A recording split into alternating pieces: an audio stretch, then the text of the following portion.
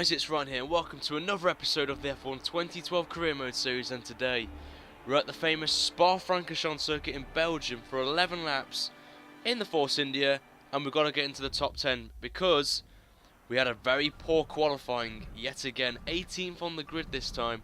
Got caught out in yet again damp conditions in the first part of qualifying, which did really dent our chances of getting into Q2. But as you can see, the setup I'll be using for the race is on the screen, and if you miss any part of the setup, guys, in the description I'll put a little time frame so you can go back and check it out.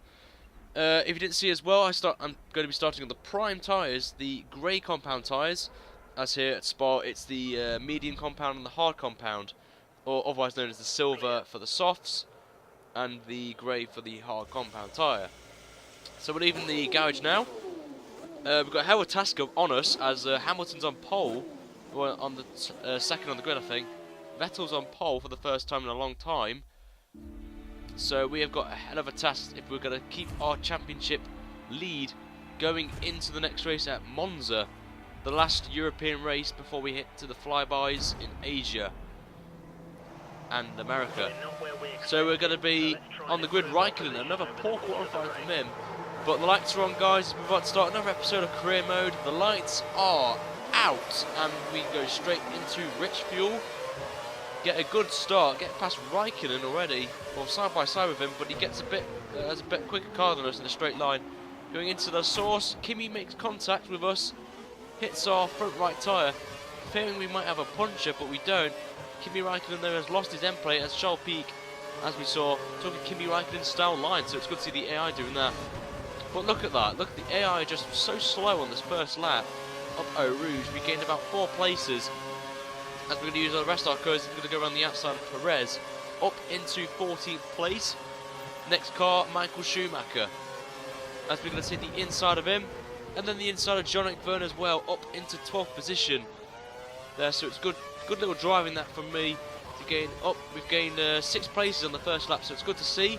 Next car in front of us is our teammate Paul di Resta, who started in 11th, so he hasn't really gained as much. Took a bit of the curve there. Front right looks got a bit of marble, a bit of gravel. Not really good, as we'll have a bit of loss in grip. Verne's on the back of us now towards Pouon. Not my favourite corner on this game. Took a bit of the grass there, a bit of an oversteer moment there, but we fixed it straight away. As we're coming now into under the Alliance billboard to this right-left chicane. Corner to get right here. Verne takes it nicely. He's caught up to us a bit.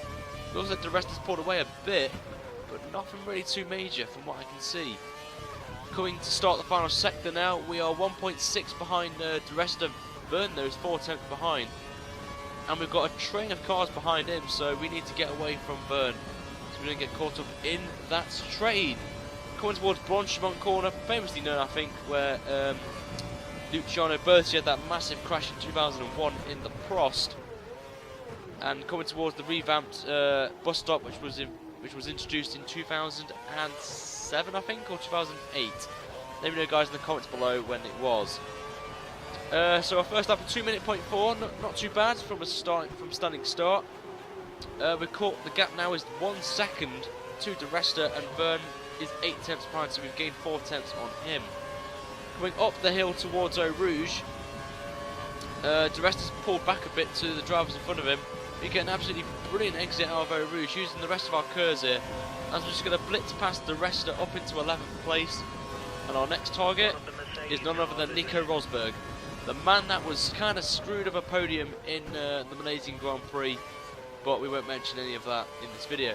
So as you can see, we were purple in the first sector, as we're 2.1 seconds away from Rosberg there. So we're going to go up into lap number 4, the end of lap 4, onto lap number 5. The rest is still behind us and on the back of us. Massa has been overtaken by Rosberg, as Webber sets the new fastest lap of 52.3. We set at 54.7. So we're off the pace a bit, but it's okay, nothing too major. We're on the hard compound tyre, while the leaders are, probably the top 10 are on the option, so we don't have to worry about that. As you can tell, we're going to be pitting this lap as well. We're going to be undercutting, trying to get a few positions, and going to be running an extra lap on fresh options, so we will be fine to the end in terms of that. But the rest of will have DRS on us, as you can hear from the engine noise. but as he gained time, he has by 2 tenths. Nothing too major. But the rest of us would have liked to be pitting this lap, as he has worn options, but we were pitting as we are the leading car of the team. So we'll be heading out there, as we'll be coming towards Puon corner. There, towards Puon. And we're in lean, and you can see we're on +2 laps, so it's good to see that we're doing well on our fuel this time than we did in Hungary, which is very good to see. But into the middle sector now. As the weather-wise, it's a clear race, no rain expected, but it does get cloudy at the end, from halfway to the end of the race, which did give me a fear of rain, but it didn't come, so that's good to see. Coming into the last sector, we're going to be putting up to Rich, as we're going to want a good entry into the pit lane here. As we're going to see on the minimap now, the leaders will be pitting. Hamilton will stay out, I know, and Jensen Button will be pitting for McLaren. I don't really know anyone else who will be pitting from our rivals up ahead, but our focus is on Jensen and Hamilton, as they are really the 2 contenders for the title. We go really wide and take a very awkward entrance into the pit lane, as we're going to be into the pits, put the limiter on. Hamilton sets the 52 free, I think, as we held Jensen Button in the pit lane. Is that Grosjean in the pits? It is. We held him up again. Force India, not a good pit stop from them, 3.7. Not the best we've had this season, as we're going to come out in 15th place with Maldonado not pitting yet, as he is on, I think he's on the prime tyres, I'm not sure. As we said, we've got no pit stops to make unless we have a crash. As we're going up Eau Rouge, use half our cars out the pit lane. Always recommend you guys, if you want a good outlap, if you're in a battle with someone who pits on the next lap, use a bit of your curves coming out the pit lane and do a great outlap if you're going to overtake someone. So we're on to lap number 7. People have made their pit stops and we're in 11th still. Grosjean's the next car in front of us, and we get a good bit of slipstream. He will have DRS on us. He will have DRS on Maldonado. But we have a greater top speed, as you can tell. Grosjean goes to the inside, but we're going to go on the outside of him and gain 10th. Brake a bit early, duck to the inside to get Maldonado up into 9th place, and we've gone purple in the first sector as well. As we're going to jump back into lean mode. And as you can see up ahead of Rosberg is Jensen Button, one of our main title contenders here, so we have to get past him to not lose any points to him, as he's second in the Drivers' Championship.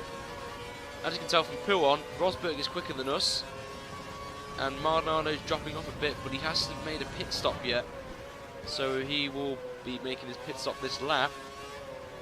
Jensen's got a battle with Felipe Massa up front, ahead of us.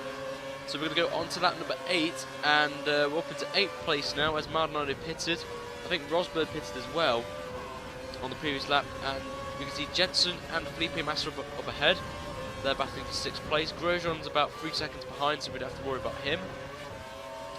We've got 4 laps to go, coming to start the final sector here, as we're in a lean mixture, and we're going to go up to standard. 2 tenths up on our best time, 7 tenths the gap now is between us and Jensen.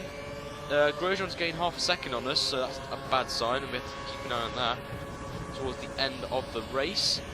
Coming towards Blanchimont, take a bit of a corner cut there and go a bit wide, slows the car down, which is good to see from Co-Masters to do that. And you can see Jensen and Massa having a good battle, but we've caught up to the back of the pair of them, as the gap is around about half a second now. As we cross the finish line, just under half a second, we set a new PB of 53.4 on the options, which is great to see. But we still have the problem with race setups. But coming off that, coming towards Eau Rouge, we're going to use all our curves and get past Jensen up into 7th place as Big Shot comes online. Get a good exit, but we'll have DRS now, and this is going to play into our advantage to catch up to Felipe and probably get past him at the later stages of the race. But let me know, guys, in the comments below, do you want me to focus on a race setup more than a qualifying setup, or stay with the qualifying setups? So let me know, guys, in the comments below. I do appreciate your feedback, and I will take it into consideration into Monza. So as you saw there, we tried to make a pass on Massa, but we didn't want to get an illegal overtake by cutting the corner and overtaking him, so we decided to back out of it.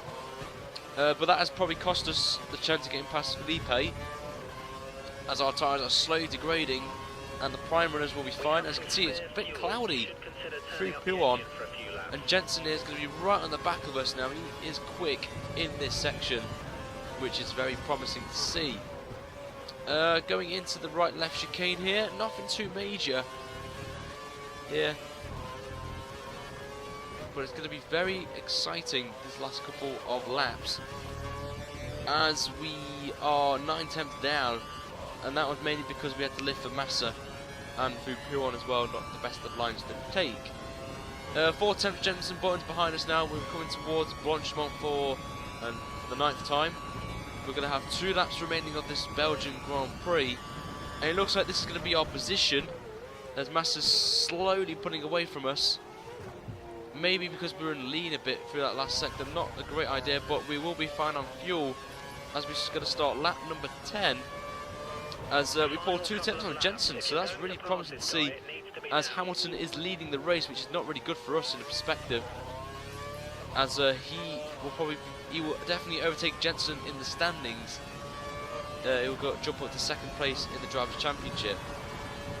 So for Rouge, we won't have DRS this time, but Jensen will. And I'm just going to show you a comparison between me with DRS, without DRS with Kurz, and Jensen with DRS and Kurz. Just look at the speed difference. He is catching us up. He's gained 4 tenths on us, and he's now under 3 tenths of a second. Massa's 1.6 up the road. As it's going to be a very exciting finish between me and Jensen. Could we possibly get Massa? I don't think we might, because the tyres, the rears are going a bit. So we have to be really careful coming out the slow corners.